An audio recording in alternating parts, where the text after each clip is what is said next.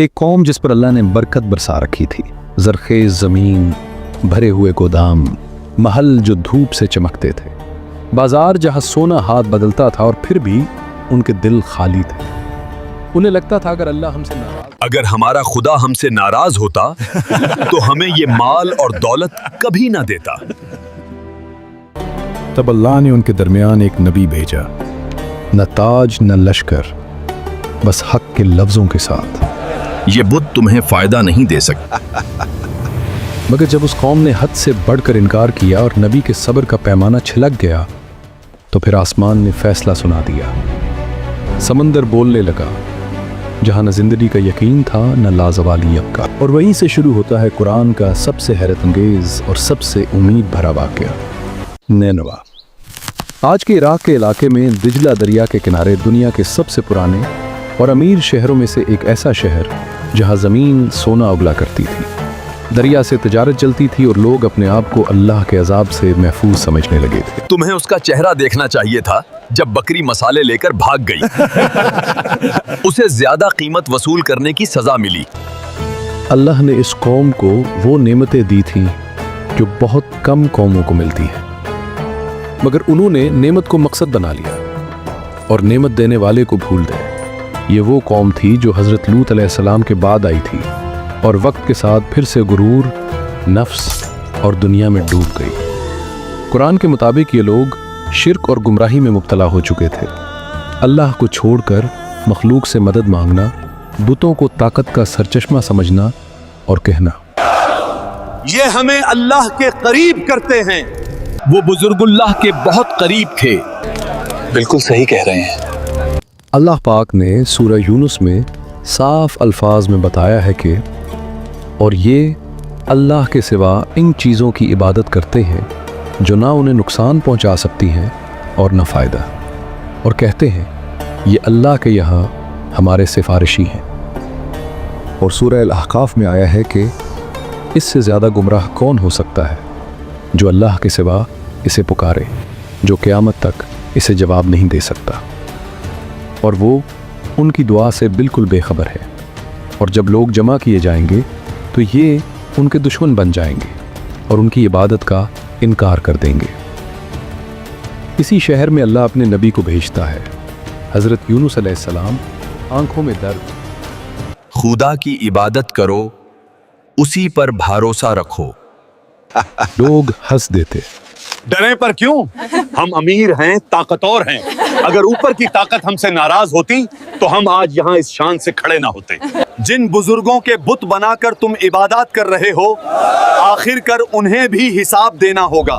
यूनुस, तुम हमारे माबूदों की बेहुरमती कर रहे हो, यहाँ से चले जाओ। तफसीर इब्न कसीर के मुताबिक उनके सरबराह न सिर्फ बुतों की इबादत करते थे, बुतों का एक बड़ा कारोबार भी चला रहे थे। इस महीने अब तक 540 सोने के सक्कों का मुनाफा हो चुका है। अब यूनुस को कैसे समझाएं कि अगर लोग ऊपर वाले की इबादत की बात मान लें तो हमारा मुनाफा कैसे चलेगा? ये सब कुछ देखकर ये बात साफ होती है कि उनका शिर्क सिर्फ अकीदे का मसला नहीं था, बल्कि एक बदतर कारोबारी मफाद भी था। हज़रत यूनुस अलैहिस्सलाम उन्हें दावत देते रहे और वो हर बार इनकार करते रहे, और ये सिलसिला सालों तक चलता रहा। अगर तुम सच्चे हो तो अजाब लाके दिखाओ। और फिर एक दिन नबी का दिल भर आता है। यूनुस अलैहिस्सलाम शहर छोड़ देते हैं, मगर यही गलती होती है। ना वो गलती जो गुनाह कबीरा हो, बल्कि वो जल्दी जो अल्लाह के नबी से भी हो सकती है। इजाज़त से पहले रुख मोड़ लेना। और यही से वाक़या का सबसे खौफनाक मोड़ शुरू होता है। यूनुस अलैहिस्सलाम एक कश्ती पर सवार होते हैं। समंदर शीशे जैसा साफ, हवा नरम, आसमान पुरसकून। लगता है जैसे सब ठीक हो गया हो, लेकिन आसमान का रंग बदलता है, हवा चीखने लगती है, लहरें कश्ती से ऊंची, समंदर जैसे किसी एक शख्स को मांग रहा हो। फैसला होता है, कुरा डाला जाएगा। नाम निकला यूनुस। सब हैरान, दोबारा यूनुस। ये तो नेक आदमी है, दोबारा डालो। तीसरी बार यूनुस। अब कोई शक बाकी नहीं रहता। यही ऊपर वाले का फैसला है। نہ چیخنا، نہ بھاگنا، نہ شکوہ، اور خود کو سمندر میں چھوڑ دیتے ہیں۔ اس لمحے پانی بند ہوتا ہے اور ایک ایسی مخلوق جس کا اندازہ کسی کو نہیں تھا انہیں نگل لیتی ہے۔ وہ پورے جسم کے ساتھ اندھیرے میں چلے گئے۔ یہ اس مچھلی کا پیٹ تھا اور یہیں سے شروع ہوتا ہے۔ قرآن کا سب سے گہرا اندھیرا یہیں سے یونس علیہ السلام کو احساس ہوتا ہے۔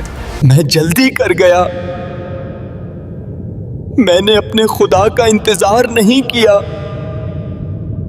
اور پھر اس گہری تاریکی میں ایک آواز بلند ہوتی ہے، لا الہ الا انت سبحانک انی کنت من الظالمین۔ اور سب سے بڑی رحمت، ہر طرف صرف اندھیرا، ہر طرف صرف تنہائی ہے، کوئی بہانہ نہیں، کوئی جواب نہیں، صرف اقرار۔ تفسیر کے مطابق یونس علیہ السلام مچھلی کے پیٹ میں 3 دن اور 3 رات تک رہے، اور پھر اللہ فرماتا ہے اور ایک ہی لمحے میں لازوال یقین زندگی میں بدل جاتا ہے، اور مچھلی یونس علیہ السلام کو ساحل پر چھوڑ دیتی ہے۔ جسم کمزور، جلد نازک، مگر سانس چل رہی ہے۔ اللہ میدان میں ایک درخت اگاتا ہے اور سایہ دیتا ہے، غذا دیتا ہے، شفا دیتا ہے۔ جس رب کی جلدی میں نافرمانی ہوئی وہی رب سب سے پہلے سنبھالتا ہے۔ اور دوسری طرف نینوا کے لوگ اب بھی خود غرض اور نافرمان تھے۔ اللہ کا فیصلہ ان پر آیا، آسمان گھرا اور بادل گھنے ہو گئے، ہوا تیز، بجلی چمک رہی تھی، سمندر کا پانی دریا سے بہہ کر شہر میں آ گیا۔ انہیں سمجھ نہیں آ رہا تھا کہ جو ان کے لیے صرف مذاق تھا اب وہ حقیقت کا طوفان بن چکا تھا۔ وہ سب لوگ شہر میں جمع ہو گئے اور ہر شخص، ہر عورت، ہر بچہ رو رو کر اللہ سے معافی مانگنے لگا۔ معافی مانگو، اوپر والے سے معافی مانگو فوراً۔ یا رب، ہم نے گناہ کیا، ہمارا ظلم ہماری ہی غلطی تھی۔ تفسیر میں آیا ہے اس وقت وہ سب روتے رہے اور مائیں اپنے بچوں کو رونے پر مجبور کر دیتی تاکہ اللہ کی رحمت نازل ہو اور عذاب ٹل جائے۔ اور پھر اللہ نے اپنے بندوں کے گناہوں اور توبہ کو دیکھا اور عذاب کو واپس لے لیا۔ سمندر کا پانی واپس چلا گیا، شہر بچ گیا، گھر، کھیت، بازار سب اپنی جگہ پر، اور جو لوگ رو کر دعا کرتے رہے ان پر اللہ کا فضل نازل ہوا۔ وہ قوم اب صرف اللہ کا ڈر اور عزت جانتی تھی۔ کچھ عرصے بعد جب یونس علیہ السلام تندرست ہوئے تو وہ قوم کے پاس واپس گئے۔ یہ وہ قوم ہے جسے اللہ نے ایمان کی وجہ سے بچا لیا۔ آج اس واقعہ سے ہمیں یہ سبق ملتے ہیں کہ زندگی کا سمندر کتنا بھی طوفانی ہو، نوکری ڈوب گئی ہو، رشتہ ٹوٹ گیا ہو، ایمان کمزور لگتا ہو، اگر ہم بھی اندھیرے میں رو کر کہہ دیں تو یاد رکھنا، جس رب نے اپنے نبی کو مچھلی کے پیٹ میں زندہ رکھا اور پھر بچا لیا، ہمیں مشکل سے نکالنا اس کے لیے ذرا بھی مشکل نہیں۔ مسئلہ اندھیروں کا نہیں، مسئلہ یہ ہے کہ اندھیرے میں ہم کس کو پکارتے ہیں۔ ابھی کمنٹس میں لا الہ الا انت سبحانک انی کنت من الظالمین لکھیں اور اللہ کا شکر ادا کریں۔ ویڈیو پسند آئی تو لائک اور سبسکرائب کریں۔